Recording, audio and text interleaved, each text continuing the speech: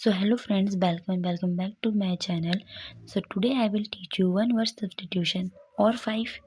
So आज मैं आपके साथ फिर से आ गई हूँ और इंटरेस्टिंग वोकैब के साथ. सो मैं ये वीडियो रिकॉर्ड कर रही थी द डॉग्स आर बार्किंग. सो मुझे बहुत ज़्यादा प्रॉब्लम हुई थी तो फिर से शुरू हो गए ये लोग. सो अगर आप लोगों ने चैनल को सब्सक्राइब नहीं किया तो फटाफट जाके सब्सक्राइब कर लो. और so let's start without wasting time. So accomplice means सह अपराधी. A person who helps somebody to do something bad, especially a crime.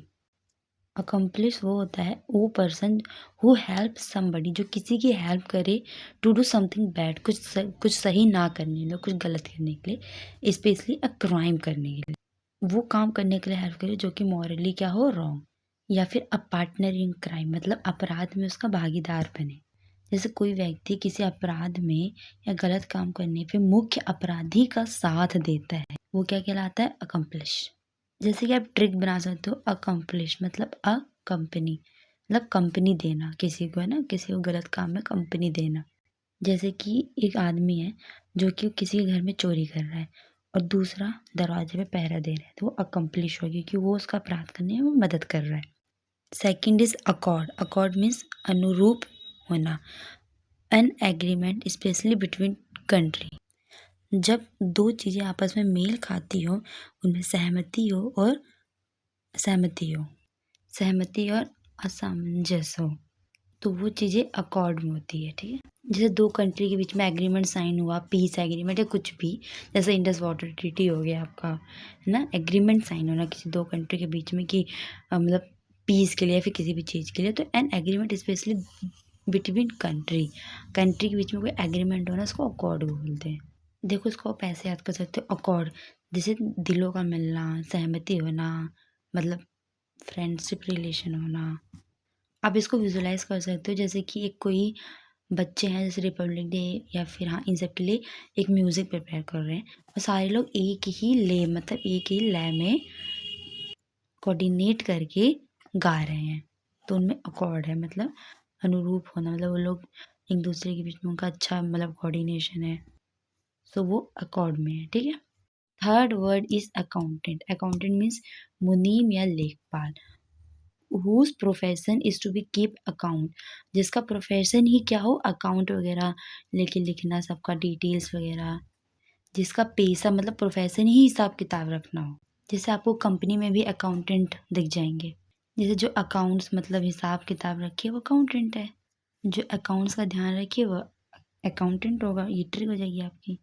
अगर आप विजुलाइज करना चाहते हो तो आप ऐसे विजुलाइज कर सकते हो एक आदमी ऑफिस में फाइल्स लेके डेस्क लेके लैपटॉप लेके बैठा हुआ है सारा अकाउंटेंट का काम कर रहा है डिटेल्स फाइल ये सब लेके बैठा है तो आप ऐसे विजुलाइज करके इसको याद कर सकते हो. ठीक है. कंपनी में आपको अकाउंटेंट तो मिल ही जाएंगे. Fourth word is acerbic. Acerbic means कड़वा स्वभाव. हार्श इन टेम्पर मतलब स्वभाव में कैसा हार्श और लैंग्वेज में भी.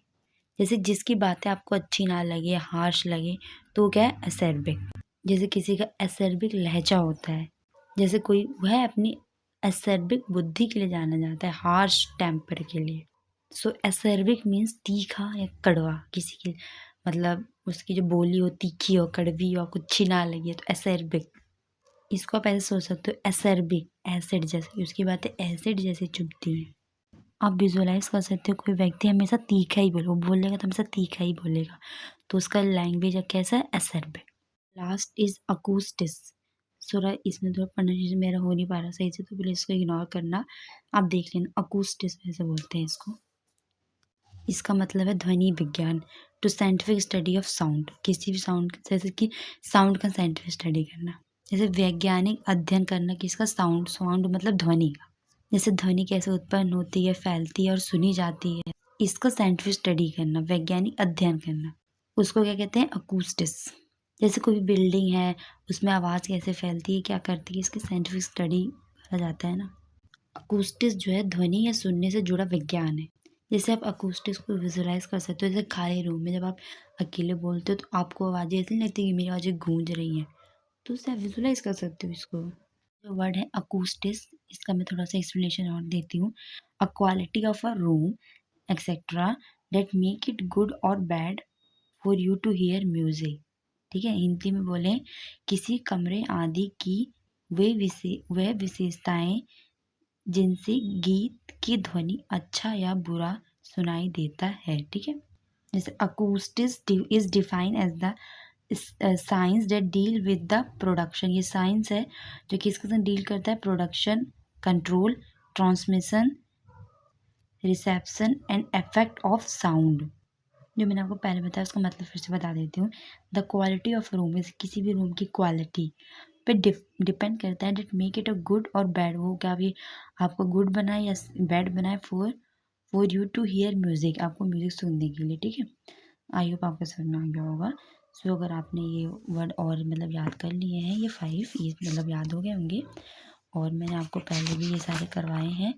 ये देखो फर्स्ट पार्ट में, सेकंड में, ये थर्ड में, ये फोर्थ में, 5 तो ये 20 और ये आज के 5 25। अगर आपने ये वीडियो देख लिया है, अच्छे से याद कर लिया है, आपके 25 वन वर्ड सब्स्टिट्यूशन कंप्लीट हो गए होंगे।